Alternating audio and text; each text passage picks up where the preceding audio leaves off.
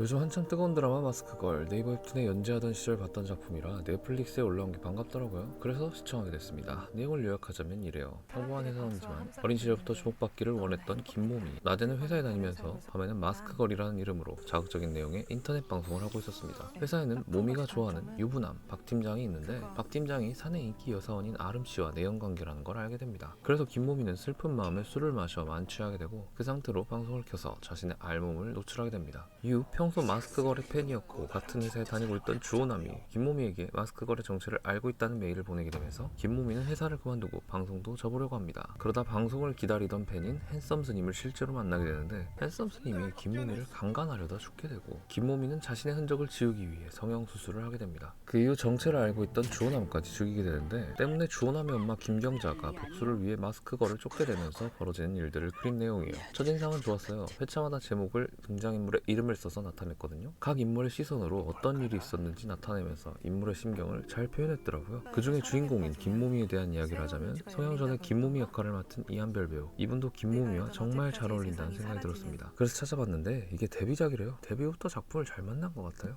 3명의 김모미 중 가장 눈에 띄었던 건 아무래도 고현정 배우의 김모미였는데요. 세상 다 포기한 모습으로 처음 등장하는데 자기 아이를 가지고 협박하는 편지를 받은 그 이후부터 분위기가 확 달라지는 게 정말 인상적이더라고요. 사랑하는 사람을 위해 당신은 어디까지 갈 수 있습니까? 라는 문장이 정말 잘 어울리는 인물이었던 것 같아요. 하지만 바로 이 부분이 저는 원작과 비교해서 좀 아쉬운 부분이었어요. 물론 드라마는 흡입력 있게 잘 만든 드라마라고 생각합니다. 하지만 원작을 봤었기 때문에 원작에서 재밌다고 느꼈던 점이 드라마에는 많이 빠진 것 같아 아쉬운 건 있었어요. 드라마의 캐릭터들은 일반적인 내용 전개를 따르는 정석적인 느낌이었다면 웹툰의 캐릭터들은 어두운 면을 부각해서 흔히 인성 쓰레기라고 말하는 캐릭터들이 잔뜩 나와요. 주변 인물들 뿐만 아니라 주인공까지 말이죠. 드라마는 김모미가 자신의 의지로 살인을 하는 게 아니라 자신을 방어하다가 사람이 죽게 되면서 인생이 망가지지만 웹툰의 김모미는 모두 자신의 의지로 살인을 한단 말이죠. 그래서 원작을 볼 땐 캐릭터가 어디까지 망가지는지 욕하면서 보는 맛이 있었는데 드라마는 김모미에게 안쓰러운 느낌이 들면서 어쩐지 응원하게 되는 제 모습이 이상하게 느껴졌어요. 물론 드라마나 웹툰이나 어른 싸움에 휘말린 죄 없는 미모는 불쌍합니다.